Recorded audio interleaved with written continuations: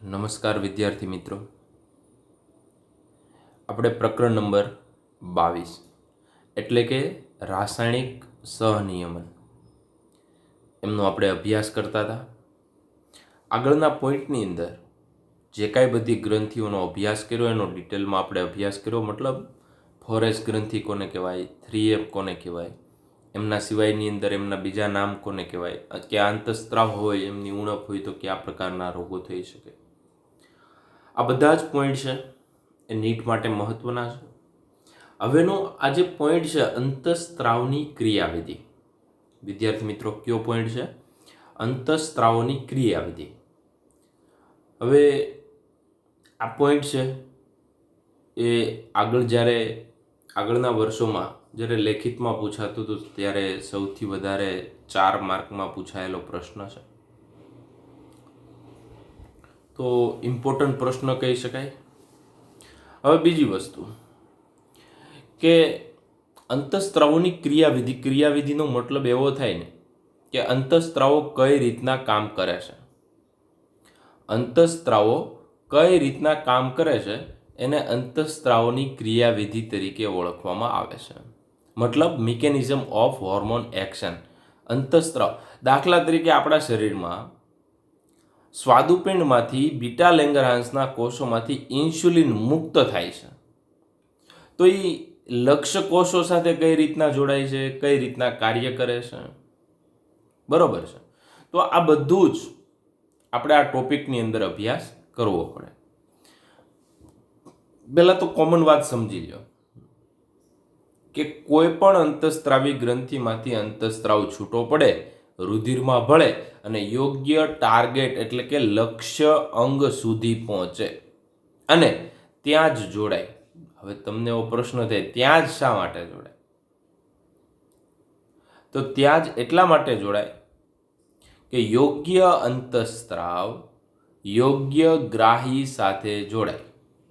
યોગ્ય ગ્રાહી એટલે યોગ્ય રિસેપ્ટર.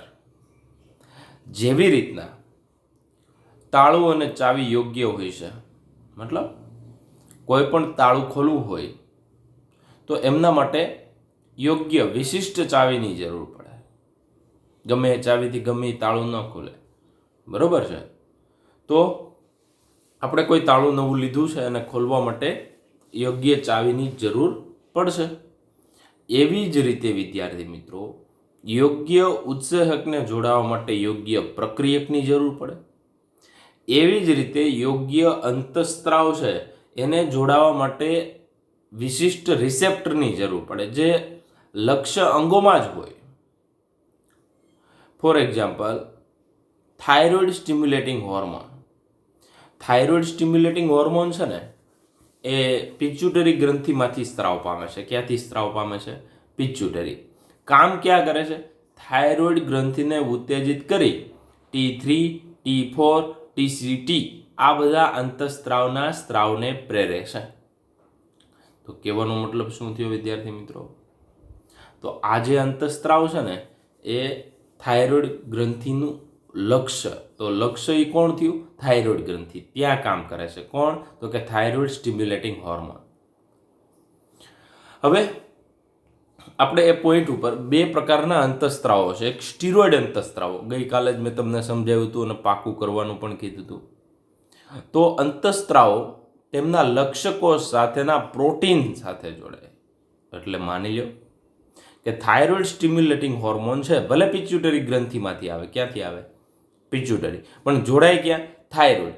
તો થાઇરોઇડ ગ્રંથિ સાથે આ થાઇરોઇડ સ્ટિમ્યુલેટિંગ હોર્મોન જોડાય છે.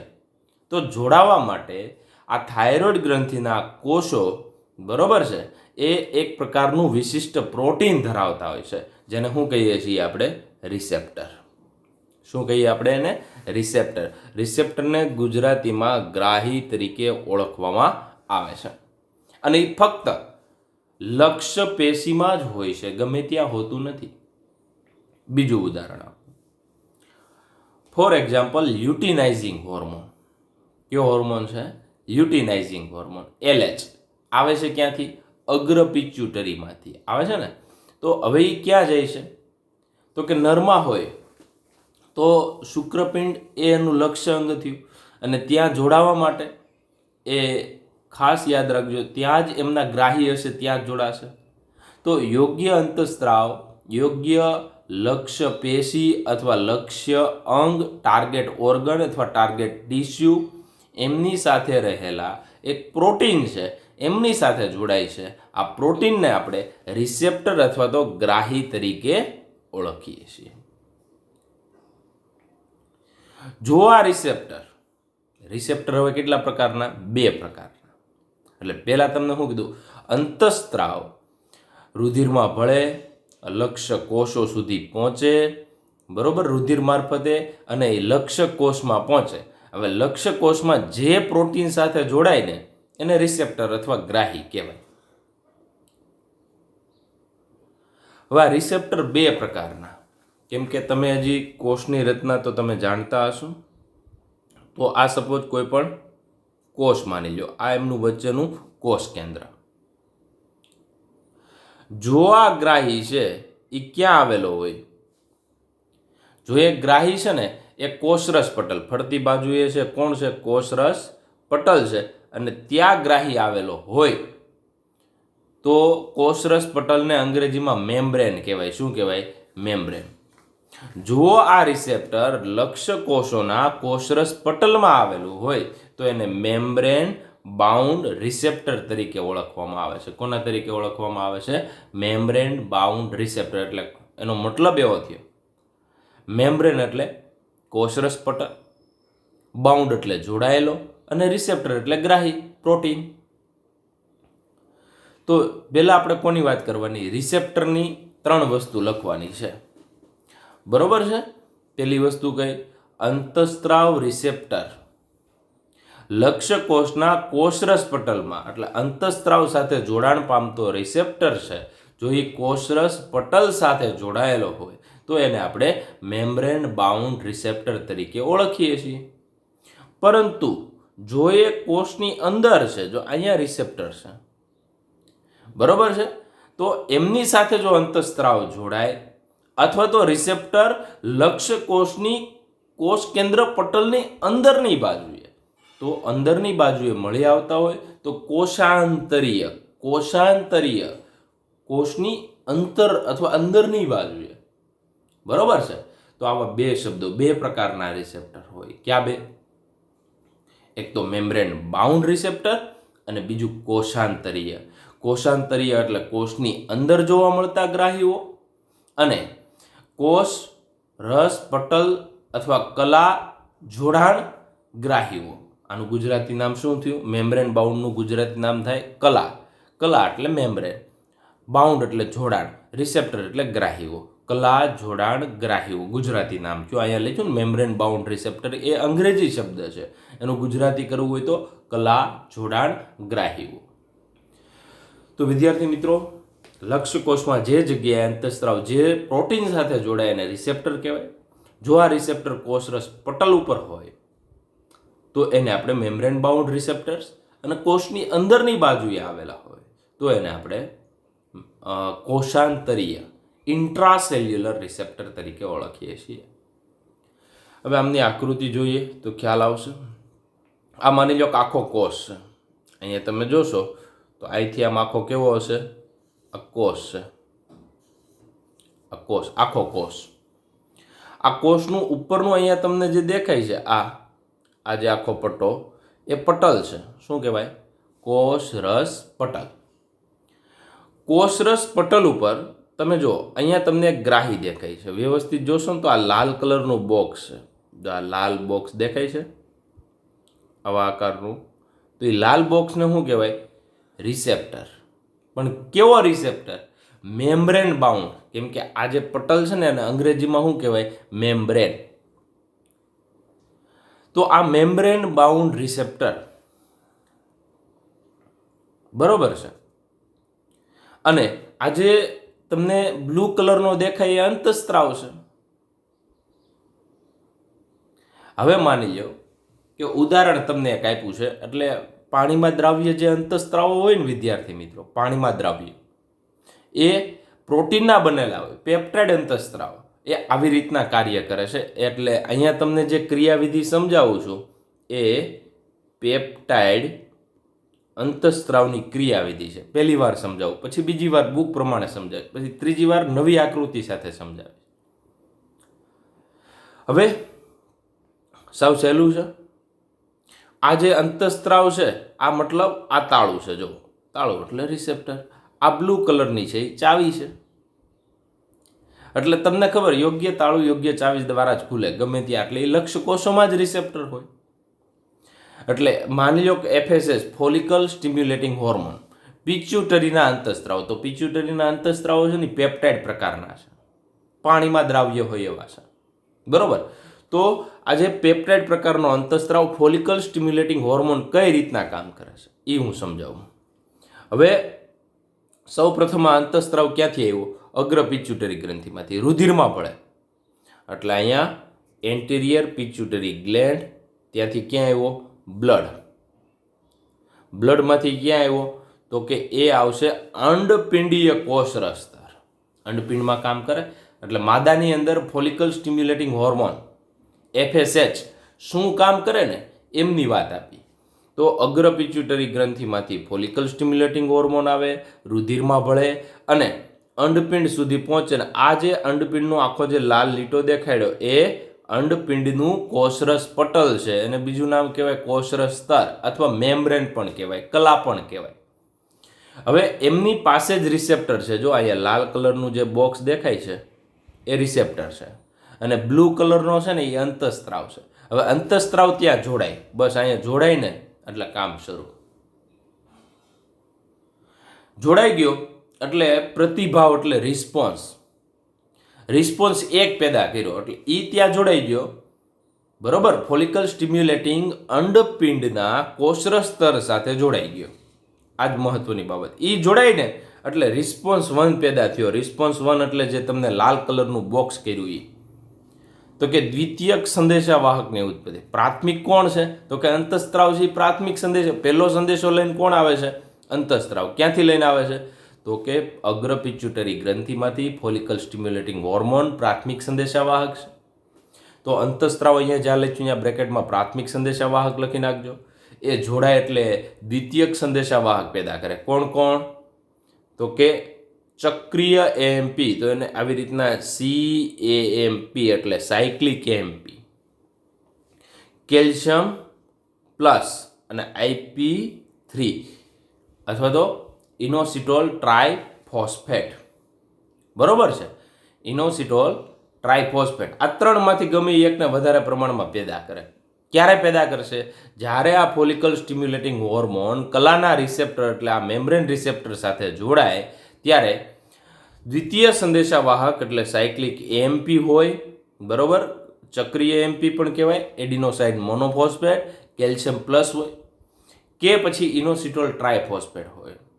હવે એ વધારે બનશે એટલે જૈવ રાસાયણિક પ્રતિભાવ આવશે. એટલે આપણા શરીરમાં ફિઝિયોલોજીકલ રિસ્પોન્સ આવશે.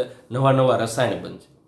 નવા નવા રસાયણ બનશે જેથી અંડપિંડની વૃદ્ધિ થશે. હવે અંડપિંડીય વૃદ્ધિ થાય એટલે ઓલી પુટિકા હતી ને એ પુટિકાનો વિકાસ થાય. પ્રાથમિક, દ્વિતીયક, તૃતીયક. બરોબર છે. એના પછી ગ્રાફિયન. તો આ પુટિકાનો વિકાસ કોણ પ્રેરશે? તો કે ફોલિકલ સ્ટિમ્યુલેટિંગ હોર્મોન. નામ પ્રમાણે ફોલિકલ, ફોલિકલ એટલે પુટિકા. તો પુટિકીય વિકાસ પ્રેરે છે. સમજાણું હવે આખું? તો આ ક્રિયા એવી છે કે અંતઃસ્ત્રાવ આ કોષરસ પટલ સાથે જોડાયેલા રિસેપ્ટર સાથે જોડાય છે. બરોબર છે. હવે બીજી બાબત, આ જે રિસેપ્ટર કેવા થયા? અહીંયા કોષરસ પટલ ઉપર આવેલા હોય તો એને કેવા કહેવાય? તો એને કહેવાય વિદ્યાર્થી મિત્રો મેમ્બ્રેન બાઉન્ડ રિસેપ્ટર. એટલે અહીંયા મારે તમને જે મુખ્ય સમજાવવાનું હતું એ મેમ્બ્રેન બાઉન્ડ રિસેપ્ટર હતા. હવે એમના પછી વાત કરીએ તો આ આકૃતિ જુઓ. તો આ આકૃતિમાં ઇસ્ટ્રોજન છે. ઇસ્ટ્રોજન એટલે સ્ટીરોઇડ હોર્મોન થયો ને. ઉપર ફોલિકલ સ્ટિમ્યુલેટિંગ, કેમ કે પિચ્યુટરી ગ્રંથિના અંતઃસ્ત્રાવો પેપ્ટાઇડ પ્રકારના છે, જ્યારે પ્રોટીન અથવા તો પેપ્ટાઇડ પ્રકારના. અને ઇસ્ટ્રોજન છે એ સ્ટીરોઇડ છે, લિપિડ સોલ્યુબલ. તો આ હોર્મોન ટોટલી કેવો છે? લિપિડ. લિપિડ મતલબ ચરબીવાળો. લિપિડ એટલે કેવો છે? ચરબીવાળો. તો આ કોષરસ પટલ જે તમને અહીંયા દેખાય છે, જો ગર્ભાશયનું કોષરસ પટલ. તો ઇસ્ટ્રોજન છે ને એ ગર્ભાશયની દિવાલ મજબૂત કરે. તો અહીંયા આપણે આખો પોઈન્ટ સમજવાનો પ્રયત્ન કરીએ તો અહીંયા ઇસ્ટ્રોજન પહેલાં આવ્યો. ઇસ્ટ્રોજનના અહીંયા જો ક્યાંય રિસેપ્ટર નથી, ગ્રાહીઓ નથી, એટલે મેમ્બ્રેન બાઉન્ડ રિસેપ્ટર એના હોતા નથી. કેમ કે કોષરસ પટલ છે ને, આજે અહીંયા લાલ કલરનો લીટો એને કોષરસ પટલ કહેવાય. એ કોષરસ પટલ લિપિડનું બનેલું, એટલે આ ઇસ્ટ્રોજન છે એ સ્ટીરોઇડ છે, એટલે અંદરથી પસાર થઈ શકે, કેમ કે લિપિડમાં ઓગળે. બરોબર છે? તો ચરબીમાં ઓગળે છે, એટલે ઇસ્ટ્રોજન છે એ પસાર થઈ શકે છે પટલમાંથી. અને આ જે એમનું છે ને કોષ કેન્દ્ર છે, જો અહીંથી આખું જે હશે ને એ આખું શું હશે? કોષ કેન્દ્ર હશે. તમને થોડોક જ અહીંથી લીટો માર્યો છે, બરોબર છે? અહીંયા તમે જોશો તો આ થોડોક જ લીટો, એ રિયલમાં આખો હોય છે, આમ એ એમનું કોષ કેન્દ્ર થયું. હવે કોષ કેન્દ્રની અંદર જીનોમ આવેલું હોય. આ કોષ કેન્દ્ર છે એની અંદર જીનોમ એટલે ડીએનએ, પણ એકકીય ડીએનએ. એટલે આપણામાં 23 રંગસૂત્રો, આપણા જે કુલ 23 રંગસૂત્રો છે ને એને જીનોમ કહીએ છીએ. આ જીનોમની સાથે ખાસ કરીને કોણ જોડાશે? આ અંતસ્ત્રાવ જોડાણો. જો એના સંકુલ ક્યાં છે? અહીંયા. એ જોડાય છે ક્યાં? તો કે આ અંદર આવ્યો, અંદર જોડાય છે. અંદર જોડાય છે એટલે એને શું કહેવાય? તો કે કોષાંતરીય રિસેપ્ટર. કેવા રિસેપ્ટર કહેવાય? કોષાંતરીય રિસેપ્ટર. ત્યારબાદ હવે કોષાંતરીય રિસેપ્ટર અંદર આવ્યા. અંદર એ કોની સાથે જોડાય? આ એક સંકુલ બનાવ્યું. સંકુલ એટલે તાળું અને ચાવી બે જોડાઈ જાય તો એને શું કહેવાય? સંકુલ કહેવાય. એમ અહીંયા અંતસ્ત્રાવ અને ગ્રાહી બે જોડાઈ ગયા એટલે અંતસ્ત્રાવી ગ્રાહી સંકુલ બેનું થયું. સામે પણ અંતસ્ત્રાવી અને ગ્રાહી સંકુલ બેમાં બનશે. આગળનું જોયું આપણે ફોલિકલ સ્ટિમ્યુલેટિંગ હોર્મોનનું, એમનું અહીંયા ઉપર બને છે અને આમનું કોષની અંદર બનશે. એ કોને સક્રિય કરશે? જીનોમને. જીનોમ શું બનાવશે? એમઆરએનએ. એમઆરએનએમાંથી શું બનશે? પ્રોટીન. અને પ્રોટીન બનશે ને એટલે ગર્ભાશયનો વિકાસ થાય. ગર્ભાશયનો વિકાસ કોણ કરે છે? તો કે ઇસ્ટ્રોજન. તો ઇસ્ટ્રોજનનું મુખ્ય કાર્ય જે દેહધાર્મિક પ્રતિભાવ એટલે ગર્ભાશયનું વૃદ્ધિ અને વિભેદન કરે. શું કરે છે? ગર્ભાશયનું વૃદ્ધિ અને વિભેદન કોણ કરે છે? ઇસ્ટ્રોજન કરે છે. તો બસ આ બે ક્રિયા તમારે સમજવાની છે. હવે આપણે સ્ટેપ બાય સ્ટેપ જોઈએ. એટલે અહીંયા મેં તમને ખાલી બે વસ્તુ સમજાવી. રિસેપ્ટર, જે જગ્યાએ અંતસ્ત્રાવ જેમની સાથે જોડાય અને રિસેપ્ટર બે પ્રકારના, મેમ્બ્રેન બાઉન્ડ અને કોષાંતરીય. મેમ્બ્રેન બાઉન્ડમાં ઉદાહરણ લીધું આપણે ફોલિકલ સ્ટિમ્યુલેટિંગ હોર્મોન, અને કોષાંતરીય ઇસ્ટ્રોજન માટેના જે ગ્રાહીઓ છે કોષની અંદરની બાજુએ આવેલા છે, એટલા માટે એને કોષાંતરીય રિસેપ્ટર તરીકે ઓળખવામાં આવે છે. હવે જ્યારે ઉપર આપણે બંને કેસની અંદર જોયું કે આ જે કોષાંતરીય રિસેપ્ટર છે એ કોષ કેન્દ્રમાં છે. જો ક્યાં આવેલું છે? કોષ કેન્દ્રમાં છે. હવે અંતસ્ત્રાવ અને રિસેપ્ટર બે જોડાય. અંતસ્ત્રાવ અને રિસેપ્ટર એટલે તાળું અને ચાવી બે જોડાય. એવી રીતે અંતસ્ત્રાવ રિસેપ્ટર સાથે જોડાય એને કહેવાય અંતસ્ત્રાવ રિસેપ્ટર સંકુલ. અંગ્રેજીમાં કહેવાય હોર્મોન રિસેપ્ટર કોમ્પ્લેક્સ. એમની રચના થાય અને દરેક અંતસ્ત્રાવ માટે ફક્ત એક ચોક્કસ રિસેપ્ટર હોય. આથી રિસેપ્ટર વિશિષ્ટ છે. ગમે ત્યાં ટૂંકમાં રિસેપ્ટર આવેલા ન હોય, લક્ષ્ય કોષોમાં જ હોય. દાખલા તરીકે ફોલિકલ સ્ટિમ્યુલેટિંગ હોર્મોન છે તો એમના જોડાવા માટેના સ્થાન છે એ અંડપિંડના કોષરસ પટલમાં જ હોય. એમના સિવાય આખા શરીરમાં બીજે ક્યાંય હોતા નથી. એવી જ રીતે આપણે હમણાં ઇસ્ટ્રોજનની વાત કરી તો ઇસ્ટ્રોજનના ગ્રાહીઓ ફક્ત અને ફક્ત જે ગર્ભાશયની દિવાલ છે એ ગર્ભાશયની દિવાલના કોષ કેન્દ્રમાં જ આ ગ્રાહીઓ હોય. આખા કોષમાં બીજે ક્યાંય હોતા નથી. હવે આંતસ્ત્રાવ રિસેપ્ટર કોઈ પણનું બને, કોષાંતરીયનું બને કે પછી મેમ્બ્રેન બાઉન્ડનું બને, તો લક્ષ્ય પેશીમાં જૈવ રાસાયણિક ફેરફાર થાય. એટલે ચયાપચય અને દેહધાર્મિક કાર્યોનું નિયંત્રણ અંતસ્ત્રાવો કરે છે. એટલા માટે આપણે એને રાસાયણિક સહનિયમન કરનારા તરીકે ઓળખીએ છીએ. રાસાયણિક પ્રકૃતિના આધારે અંતસ્ત્રાવી જે અંતઃસ્ત્રાવ છે એને 4 જૂથમાં વિભાજિત કર્યા છે, જે આપણે ગઈકાલે ભણી ગયા છીએ. પહેલું, પેપ્ટાઇડ, પોલીપેપ્ટાઇડ કે પ્રોટીનના બનેલા હોય એવા ઇન્સ્યુલિન, ગ્લુકાગોન, પિચ્યુટરી અને હાઇપોથેલેમસ આ બધાના પ્રોટીનના બનેલા છે. તો એમના ગ્રાહીઓ હંમેશા કેવા હશે? મેમ્બ્રેન બાઉન્ડ અથવા કલા જોડાણ ગ્રાહીઓ. સ્ટીરોઇડ, તો આ બીજું છે એ સ્ટીરોઇડ છે. તો સ્ટીરોઇડ છે ને એમના વિદ્યાર્થી મિત્રો ગ્રાહીઓ કેવા હશે? તો કે કોષાંતરીય હશે. પેપ્ટાઇડ, પોલીપેપ્ટાઇડ કે પ્રોટીન પ્રકારના અંતઃસ્ત્રાવો જેવા કે ઇન્સ્યુલિન, ગ્લુકાગોન, પિચ્યુટરીના હોય કે હાઇપોથેલેમસના હોય, આના બધા ગ્રાહીઓ કોષ રસ પટલ સાથે જોડાણ ધરાવે છે, એટલે એને મેમ્બ્રેન બાઉન્ડ રિસેપ્ટર તરીકે ઓળખીએ. જ્યારે સ્ટીરોઇડ હોર્મોન છે લિપિડના બનેલા છે. સ્ટીરોઇડ એટલે લિપિડના બનેલા, ચરબીના બનેલા છે. તો એના ગ્રાહીઓ કોષની અંદરની બાજુએ હોય છે, એટલા માટે એને કોષાંતરીય ગ્રાહીઓ તરીકે ઓળખીએ છીએ. તો કોર્ટિસોલ હોય, મતલબ ગ્લુકોકોર્ટિકોઇડ, ટેસ્ટોસ્ટેરોન હોય કે પછી આલ્ડોસ્ટેરોન હોય, ઇસ્ટ્રાડાયોલ એટલે ઇસ્ટ્રોજન હોય કે પછી પ્રોજેસ્ટેરોન હોય, આ બધા એક પ્રકારના આપણા શરીરમાં રહેલા સ્ટીરોઇડ હોર્મોન છે. તો આપણે પહેલી ક્રિયાવિધિ કોની ભણવાની છે? પેપ્ટાઇડ અંતઃસ્ત્રાવ કેમ કામ કરે. પછી બીજી ક્રિયાવિધિ સ્ટીરોઇડ હોર્મોન કઈ રીતના કામ કરે.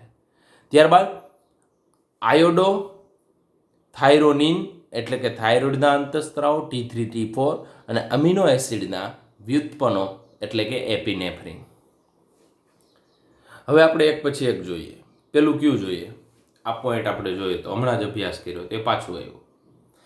સામાન્ય રીતે જ્યારે અંતઃસ્ત્રાવો, અહીંયા અંતઃસ્ત્રાવો છે કલા જોડાણ ગ્રાહીઓ, એટલે અહીંયા કેવા છે? અંડપિંડીય કોષરસ સ્તર છે એમનું આ કલા છે એમની સાથે જોડાય છે ત્યારે શું બનાવે? તો કે અંતઃસ્ત્રાવ ગ્રાહી સંકુલ. એટલે આ અંતઃસ્ત્રાવ આવ્યો બ્લુ કલરનો, આ ગ્રાહી જે રેડ કલરનું નીચે દેખાય એની સાથે જોડાઈ ગયો, એટલે કહેવાય અંતઃસ્ત્રાવ ગ્રાહી સંકુલ. એ સંકુલ હવે ટૂંકમાં અંતઃસ્ત્રાવ છે ને એ અંદર દાખલ નથી થતો. આપણે દરવાજો ખોલવો હોય, તાળું ખોલવું હોય તો ચાવી આપણે ખાલી ખોલી નાખીએ એટલે ચાવી ભલે ને દરવાજા સાથે ચોંટી ગઈ હોય, બરોબર. દરવાજાની અંદર માની લો કે તાળું છે તો એ ચાવી આપણે યોગ્ય ચાવી વડે એ તાળું ખોલી નાખ્યું. પરંતુ કહેવાનો મતલબ એ છે કે આ ચાવી કદાચ રૂમમાં ન આવે તો કાંઈ નહીં, પરંતુ શરૂ થઈ જશે, મતલબ દરવાજો ખુલી જશે, અવર જવર રૂમની અંદર શરૂ થઈ જશે. એના જેવું કામ છે. પરંતુ ફોર વ્હીલની ચાવી જુઓ ને તો ફોર વ્હીલની અંદરની બાજુએ ચાવીને લઈ જવી પડે, અંદરની બાજુ, એટલે કોષાંતરીય રિસેપ્ટર, બરોબર છે. તો એના જેવું કામ છે. કદાચ બહારથી દરવાજો એમને ખોલ નાખો ચાવીથી તો એ મેમ્બ્રેન બાઉન્ડ રિસેપ્ટર થયા, બરોબર. પરંતુ ગાડી શરૂ કરવા જોઈએ તમારે તો એ કોષાંતરીય રિસેપ્ટર થયા. તો વિદ્યાર્થી મિત્રો, આજે લક્ષાંક કોષોમાં ક્યારેય અંતઃસ્ત્રાવ દાખલ નથી થતો, પણ કયો? તો કે પેપ્ટાઇડ પ્રકારનો ફોલિકલ સ્ટિમ્યુલેટિંગ હોર્મોન. હવે એ દ્વિતીયક સંદેશા વાહક ઉત્પન્ન કરે એટલે સાયક્લિક એએમપી. સાયક્લિક એટલે ચક્રીય એડિનોસાઇન મોનોફોસ્ફેટ, IP3 એટલે કે ઇનોસિટોલ ટ્રાઇફોસ્ફેટ અને કેલ્શિયમ પ્લસ. ત્યારબાદ કોષીય ચયાપચયનું નિયંત્રણ કરે. તો આ અંતઃસ્ત્રાવો એ પેપ્ટાઇડ પ્રકારના અંતઃસ્ત્રાવો. તમને એમ પૂછે કે પેપ્ટાઇડ પ્રકારના અંતઃસ્ત્રાવો કઈ રીતના કામ કરે, તો આ આકૃતિ દોરી સમજાવવાની. અથવા તો તમને એમ પૂછે ફોલિકલ સ્ટિમ્યુલેટિંગ હોર્મોન છે એમનું કામ સમજાવો. તો ફોલિકલ સ્ટિમ્યુલેટિંગ હોર્મોન એ અંતઃસ્ત્રાવ છે, અગ્ર પિચ્યુટરી ગ્રંથિમાં આવે, ત્યાંથી રુધિરમાં આવે અને અંડપિંડીય કોષરસ સ્તર છે એમની સાથે જોડાઈ ગયા બાદ અંતઃસ્ત્રાવ ગ્રાહી સંકુલ બને અને રિસ્પોન્સ 1 આપે. તો રિસ્પોન્સ 1 સ્વરૂપે શું આપે છે? દ્વિતીયક ચયા સંદેશા વાહક અથવા ચયાપચયકો ઉત્પન્ન કરે, જેને આપણે સાયક્લિક એએમપી, કેલ્શિયમ પ્લસ અને અહીંયા ત્રીજું એડ કરી દેજો IP3 એટલે ઇનોસિટોલ ટ્રાઇફોસ્ફેટ, જેના કારણે બાયોકેમિકલ રિસ્પોન્સ, આવા બીજા ઘણા બધા પ્રકારના કેમિકલ પેદા થશે અને એના કારણે દેહધાર્મિક એટલે ફિઝિયોલોજીકલ રિસ્પોન્સ પેદા થાય અને અંડપિંડ છે એમની વૃદ્ધિ થશે. એટલે કે પુટિકા છે એ પુટિકા વ્યવસ્થિત બનતી જશે. તો આ વિદ્યાર્થી મિત્રો તમને પેપ્ટાઇડની ક્રિયાવિધિ થઈ. હવે આપણે સ્ટીરોઇડ પ્રકારના અંતઃસ્ત્રાવની ક્રિયાવિધિ. તો આજે આખો પેરેગ્રાફ છે ત્યાંથી કટકો પાડી દેવાનો તમારે, ત્યાં ઉપર હેડિંગ મારી દેવાનું સ્ટીરોઇડ પ્રકારના અંતઃસ્ત્રાવની ક્રિયાવિધિ. ક્યાં?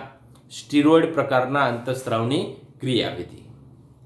તો વિદ્યાર્થી મિત્રો, આજે અંતઃસ્ત્રાવો કોષાંતરીય રિસેપ્ટર પારસ્પરિક ક્રિયાઓ કરે છે, જે ખાસ યાદ રાખજો કેવા તો કે સ્ટીરોઇડ હોર્મોનની ક્રિયાવિધિ છે. કેવા હોર્મોનની ક્રિયાવિધિ છે?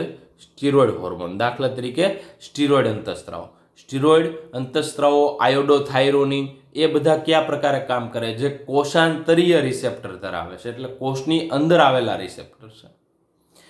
મુખ્યત્વે જનીનની અભિવ્યક્તિ, જનીન છે અહીંયા, જનીન એટલે કે જીન એટલે ડીએનએનો કાર્યરત ટુકડો કે જેમાંથી પ્રોટીન બને. દાખલા તરીકે આપણે માલ્ટોઝ કહીએ તો માલ્ટોઝ છે એ આપણા શરીરમાં જે ભાગમાંથી બને એક ડીએનએનો ટુકડો છે, જેને આપણે જનીન તરીકે ઓળખીએ છીએ. તો આ અંતઃસ્ત્રાવ રિસેપ્ટર સંકુલ છે એ ટોટલી અંદર બને છે, રંગસૂત્રોના કાર્યો દર્શાવે છે અને દેહધાર્મિક ક્રિયા કરે છે. કઈ રીતના? તો કે માની લો કે આ ઇસ્ટ્રોજન છે. ઇસ્ટ્રોજન સીધો જ સ્ટીરોઇડ છે, એટલે કોષની અંદર, કેમ કે એના રિસેપ્ટર કોષની અંદરની બાજુએ છે. અહીંયા એના માની લો કે આ જે છે, બરોબર છે, તો આ એના ગ્રાહીઓ છે, ગ્રાહીઓ સાથે જોડાઈ ગયા, બરોબર. અને આ જે જીનોમ ડીએનએ રંગસૂત્ર છે, રંગસૂત્રમાંથી એમઆરએનએ બનાવે, એમઆરએનએ છે એમાંથી પ્રોટીન બનાવે અને ખાસ કરીને ગર્ભાશયની વૃદ્ધિ અને વિકાસ પ્રેરે. તો આ રીતના અંતઃસ્ત્રાવ છે, સ્ટીરોઇડ પ્રકારના અંતઃસ્ત્રાવ. તો તમને એમ કે જનીન અભિવ્યક્તિનું નિયંત્રણ કોણ કરે? કયા અંતઃસ્ત્રાવો કરે? તો સ્ટીરોઇડ પ્રકારના. અને કઈ ક્રિયાવિધિ? તો કે કોષાંતરીય ગ્રાહીઓ દ્વારા જોડાય અને ખાસ કરી ઇસ્ટ્રોજન છે, એમનું ઉદાહરણ આપી દેવાનું કે ઇસ્ટ્રોજન છે એ ગર્ભાશયની દિવાલ છે એની વૃદ્ધિ અને વિભેદન એટલે કે વિકાસ પ્રેરે છે. વિકાસ બરાબર વૃદ્ધિ અને વિભેદન થાય એટલે અહીંયા તમે ગર્ભાશયની વિકાસ પણ લખી શકો. હવે એમના સિવાય અહીંયા તમારે વધારે જોવો તો આ રીતના પણ તમે લખી શકો, બરોબર છે. ડિટેલમાં જો અંતઃસ્ત્રાવ રિસેપ્ટર સાથે જોડાય, રિસેપ્ટર સંકુલની રચના કરે. આ ફોલિકલ સ્ટિમ્યુલેટિંગ હોર્મોન છે, આ રિસેપ્ટર બંને જોડાઈ ગયા. તો રિસેપ્ટર છે એ કેવા પ્રકારનો છે? મેમ્બ્રેન બાઉન્ડ, ફક્ત ચોક્કસ જ હોય, બરોબર. રિસેપ્ટર યોગ્ય પ્રોટીન સાથે જોડાય અને ખાસ યાદ રાખજો અનપિંડીય વિકાસ પ્રેરે. તો આ રીતના પણ તમે અલગ અલગ વસ્તુ છે એમને તમે લખી શકો છો. ત્યારબાદ આ બીજા પ્રકારનો અંતઃસ્ત્રાવ છે, એ મોટે ભાગે જનીન અભિવ્યક્તિનું નિયમન કરે છે. તો આ બે પોઈન્ટ છે એ તમે આવી રીતના લખી શકો છો. તો આને કોષાંતરીય રિસેપ્ટર અને પરમાણુ રિસેપ્ટર તરીકે પણ ઓળખવામાં આવે છે. તો આમાં જે પોઈન્ટ છે એ પણ તમે લખી શકો છો આવી રીતના તમારા બુકની અંદર, જેથી તમે વાંચો ત્યારે ખબર પડે. આ સ્ટીરોઇડ અંતઃસ્ત્રાવની ક્રિયાવિધિ છે. ઉપર આપણે ફોલિકલ સ્ટિમ્યુલેટિંગ હોર્મોન જોયો, એ પેપ્ટાઇડ પ્રકારના અંતઃસ્ત્રાવની ક્રિયાવિધિ છે. ત્યારબાદ વિશિષ્ટ મુદ્દા આપણે જોવાના છે. હિટ્રોફાઇન ગ્લેન્ડ એટલે શું? તો કે હિટ્રોફાઇન ગ્લેન્ડ એટલે કે આ એક એવી અંતઃસ્ત્રાવી ગ્રંથિ જે અંતઃસ્ત્રાવનો સ્ત્રાવ ઉપરાંત બીજા પણ કામ કરે. દાખલા તરીકે સ્વાદુપિંડ, બરોબર.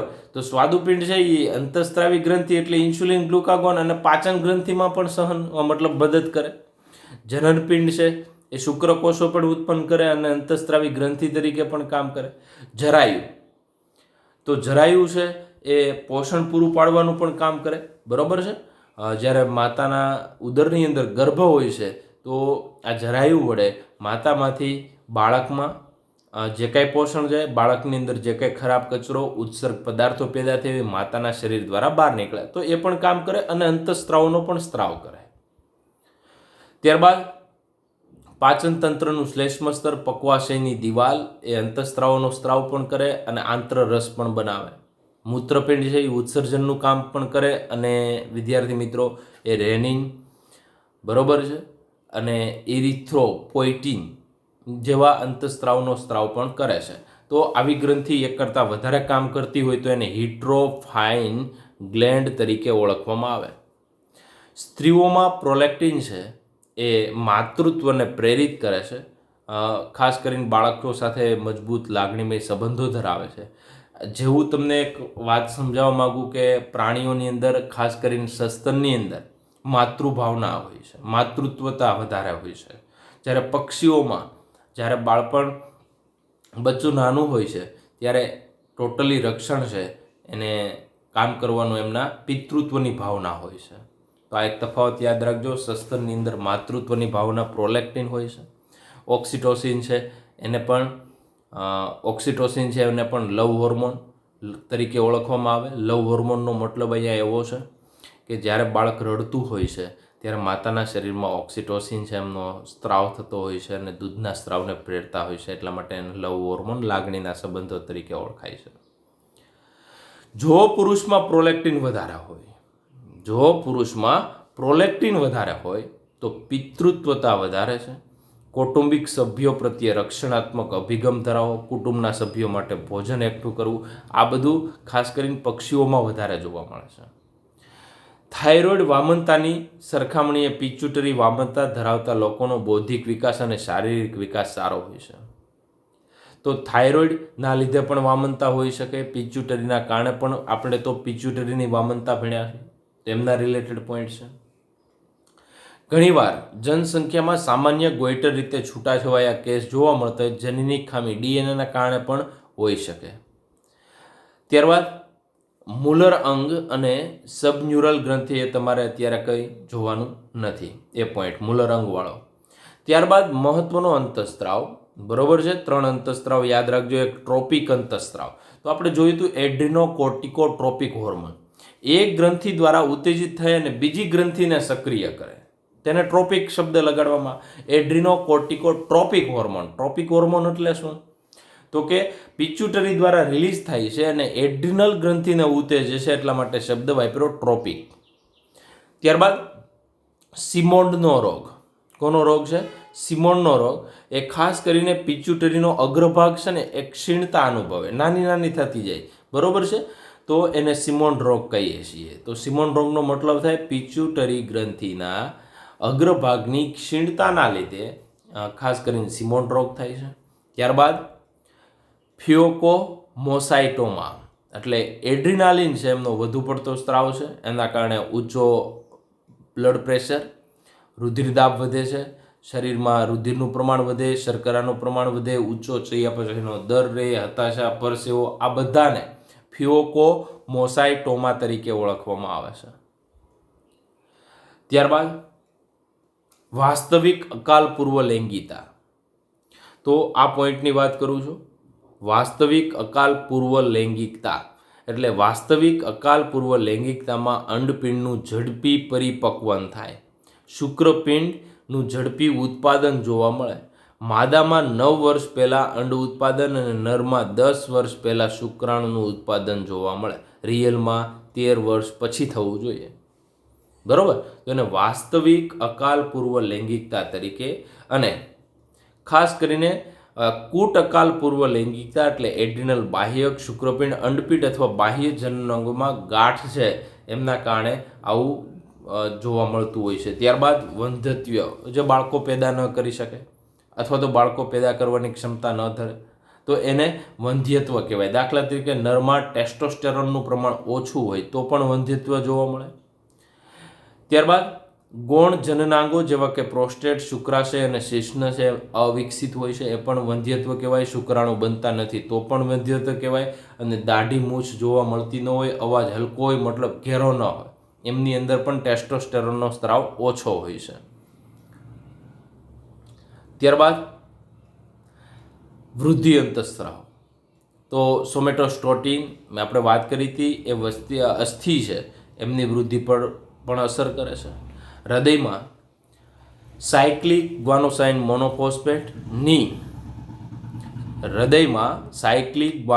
મોનોફોસ્ફેટની સાયક્લિક એડિનોસાઇન મોનોફોસ્ફેટ પર વિરુદ્ધ અસર જોવા મળે. એટલે કે સાયક્લિક એએમપી એ એડ્રિનાલિનની અસરના કારણે સ્નાયુમાં સંકોચન પ્રેરે, જ્યારે સીજીએમપી એસિટાઇલ કોલાઇનની અસરના કારણે સ્નાયુમાં સંકોચન ઓછું કરે. પણ પાછું મૂળ સ્થિતિએ પાછું લાવે. કહેવાનો મતલબ એ છે કે સાયક્લિક જીએમપી છે એનું રૂપાંતર સાયક્લિક એએમપીમાં થતું હોય છે. એ ખાસ કરીને હૃદયની અંદર સંકોચન પ્રેરે, બાકી એસિટાઇલ કોલાઇનના કારણે સ્નાયુનું સંકોચન ઓછું કરે. તો આજે સાયક્લિક એએમપી છે એ હૃદયની અંદર સંકોચન પ્રેરે છે, બાકી બધી જગ્યાએ સંકોચન ઓછું કરે છે. તો આ એક પ્રકારનો સાયક્લિક જીએમપી ગ્વાનોસાઇન મોનોફોસ્ફેટ એ નેટ્રીયુરેટિક પેપ્ટાઇડ છે અને નાઇટ્રિક ઓક્સાઇડમાં દ્વિતીયક સંદેશાવાહકનું કામ કરે છે. ત્યારબાદ હાઇપોફિશિયલ આર્ટરી એટલે નિવાહિકા શિરા. તો નિવાહિકા શિરા છે બરાબર, એ હાઇપોફિશિયલ પોર્ટલ એ ખાસ કરીને રુધિર કેશિકાનું જાળું હોય છે અને એ જાળાને સર્કલ ઓફ વિલી કહેવાય. એટલે હાવ શરૂઆતની પહેલી આકૃતિ મેં તમને સમજાવી હતી, પહેલી આકૃતિ. તો એમની અંદર આ જે સર્કલ ઓફ વિલી, તો સર્કલ ઓફ વિલી કોને કહેવાય એની હું વાત કરું છું. આ પોઈન્ટ તમને કદાચ યાદ હશે, આ જોયું હશે. તો અહીંયા તમને દેખાય ને, આ એ હાઇપોફિશિયલ નિવાહિકા શિરા છે. જો આ એની અંદર અહીંયા જે તમને દેખાય આ ભાગ, એટલો portion A circle of Wiley, એને શું કહેવાય? સર્કલ ઓફ વિલી તરીકે ઓળખવામાં આવે છે. એટલે વિદ્યાર્થી મિત્રો, અહીંયા તમને કીધું કે સર્કલ ઓફ વિલી એટલે એ મેં તમને દર્શાવ્યું. ત્યારબાદ મનુષ્યમાં મધ્યખંડ અર્ધ વિકસિત હોય, આપણે ભણી ગયા. જો હાથી અને વેલની અંદર આ મધ્યખંડ છે ને એ ગેરહાજર હોય છે. હવે એડિનો હાઇપોફાઇસિસ અને ન્યુરો હાઇપોફાઇસિસ. તો એડિનો હાઇપોફાઇસિસમાં 3 પ્રકારના ગ્રંથિમય કોષો જોવા મળે: બેઝોફિલ, એસિડોફિલ અને ન્યુટ્રોફિલ. આ મોટા કદના અને ફરતી બાજુએ વધુ પ્રમાણમાં આવેલા હોય છે. બેઝોફિલ કદમાં નાના અને મધ્ય ભાગમાં જોવા મળે, અને સૌથી નાના એ ન્યુટ્રોફિલ છે અને છૂટાછવાય. આ રુધિરના કોષો નથી, પરંતુ એડિનો હાઇપોફાઇસિસ અગ્ર પિચ્યુટરી ગ્રંથિ અને મધ્ય પિચ્યુટરી ગ્રંથિમાં આ 3 પ્રકારના કોષો હોય છે: બેઝોફિલ, એસિડોફિલ્સ અને ન્યુટ્રોફિલ્સ. એમના સિવાયની વધારાની એક માહિતી આપી દો કે લાઈફ સેવિંગ અથવા શોક કન્ડિશન અથવા તો લાઈફ સેવિંગ હોર્મોન. લાઈફ સેવિંગનો મતલબ શું થાય? જીવન બચાવે એવો અંતઃસ્ત્રાવ કયો? તો એડ્રિનલ કોર્ટેક્સ, એટલે કે એડ્રિનલ ગ્રંથિના બાહ્યકના અંતઃસ્ત્રાવો. બરાબર, એડ્રિનલ ગ્રંથિના બાહ્યકના અંતઃસ્ત્રાવો એ લાઈફ સેવિંગ એટલે જીવન બચાવનારા અંતઃસ્ત્રાવો તરીકે ઓળખવામાં આવે. જો હું એડ્રિનલ ગ્રંથિના બાહ્યકને કાઢી નાખીએ ને તો મૃત્યુ પણ થઈ શકે. શું વાત કરી? તો કે એડ્રિનલ ગ્રંથિના બાહ્યકના જે કોષો છે અથવા તો બાહ્યકની ગ્રંથિ છે, જો એને કાઢી નાખું ને તો મૃત્યુ પણ થઈ શકે, એટલું મહત્વ છે. અને જો એ આપણામાં હોય તો આપણું જીવન બચાવવાનું કાર્ય કરે છે. એમના સિવાય અહીંયા 2 આકૃતિ છે. આ અંતઃસ્ત્રાવ રિયલમાં કઈ રીતના કામ કરે છે એમની વાત છે. તો આ પેપ્ટાઇડ અંતઃસ્ત્રાવની પહેલાં વોટર સોલ્યુબલ હોર્મોન છે, એ રુધિરમાં આવે, યોગ્ય ગ્રાહી સાથે જોડાય. ગ્રાહી માની લો કે અહીંયા કોણ છે? તો કે જી પ્રોટીન. અહીંયા આ મેમ્બ્રેન રિસેપ્ટર છે, મેમ્બ્રેન બાઉન્ડ રિસેપ્ટર જોડાઈ ગયા. એની નીચે જી પ્રોટીન છે. જી પ્રોટીન છે એ જોડાણું એટલે સક્રિય થયું, સક્રિય થયું એટલે એડિનાઇલ સાયક્લેસ સક્રિય થયું, જે એડિનોસાઇન ટ્રાઇફોસ્ફેટમાંથી સાયક્લિક એએમપી બનાવે, જે ઘણા બધા પ્રોટીન કાઇનેસ છે એને સક્રિય કરે. આ પ્રોટીન કાઇનેસ સક્રિય થાય ત્યારે એડીપી પ્લસ પીઆઈમાં રૂપાંતર થાય અને ઇનએક્ટિવ પ્રોટીન છે એ એક્ટિવ થાય, જે ક્યાંક ને ક્યાંક દેહધાર્મિક ક્રિયા છે એમને પ્રેરે છે. તો રિયલમાં ડિટેલમાં આવી રીતના કોઈ પણ પેપ્ટાઇડ અંતઃસ્ત્રાવ છે એ કામ કરે છે. અને બીજી રીત સમજાવું તો આ સ્ટીરોઇડ હોર્મોન છે. બરોબર છે? સ્ટીરોઇડ હોર્મોન એટલે લિપિડ સોલ્યુબલ હોર્મોન. આ સીધો રુધિરમાં આવે, રુધિરમાંથી ક્યાં જાય છે? કોષના કેન્દ્રમાં. જો કોષ કેન્દ્રમાં ગયો, ન્યુક્લિયસમાં રિસેપ્ટર જોવા મળે કોષ કેન્દ્રમાં. અહીંયા એ જોડાઈ ગયો એટલે ડીએનએમાંથી આરએનએ બનાવે, આરએનએમાંથી પ્રોટીન બનાવે, એ પ્રોટીન સક્રિય થાય અને કોઈ પણ કામ કરે છે. દાખલા તરીકે ઇસ્ટ્રોજન હતો એ ગર્ભાશયની દિવાલની વૃદ્ધિ પ્રેરે છે, એ આમનું બેસ્ટ ઉદાહરણ તરીકે લઈ શકીએ. અહીંયા આજે આપણે આ ચેપ્ટરને પૂર્ણ કરીએ છીએ. બધા જ પોઈન્ટ જેટલા છે એટલા સમાવી લીધા છે.